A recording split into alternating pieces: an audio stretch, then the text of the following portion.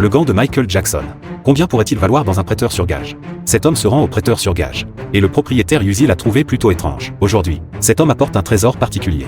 Selon lui, il s'agit d'un gant des débuts de Michael Jackson. Michael Jackson? La belle a immédiatement dit qu'elle aimait beaucoup Michael Jackson. Elle a immédiatement reconnu les gants. Il a fallu 10 jours pour le fabriquer. Et chacune des petites paillettes peut produire un son. Yossi pense aussi que ce trésor est intéressant.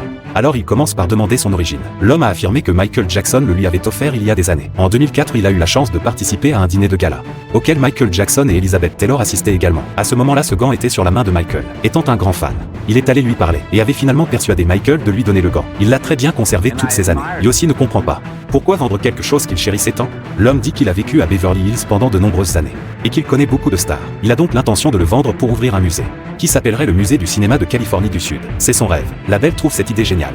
Elle se demande ce qu'il y aura dans ce musée. L'homme dit que ce sera lié au cinéma. Comme il connaît beaucoup de stars, il pourra facilement se procurer des objets liés au cinéma. Mais Yossi n'est pas encore sûr que le gant soit authentique. L'homme lui dit de faire appel à un expert pour l'authentifier. Sur ce, Uzi lui demanda directement combien il en voulait. Mais l'homme lui demande plutôt combien il peut donner. Cette tactique stupéfie Uzi. Et l'homme sans hésiter demande directement 200 000 $.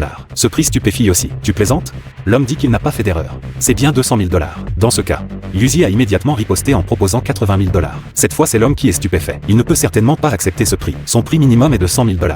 La marge de négociation est-elle si grande? Yossi lui dit que le maximum est de 80 000. À ce moment-là, Yossi pense que ce type lui donne une impression maléfique. Il veut conclure la transaction rapidement. Il ne veut pas le voir une seconde de plus. L'homme, quant à lui, pense que c'est un objet ayant appartenu à Michael et qu'il prendra beaucoup de valeur à l'avenir. 80 000 $, c'est un peu insultant. Dans ce cas, Yossi peut monter à 90 000 $.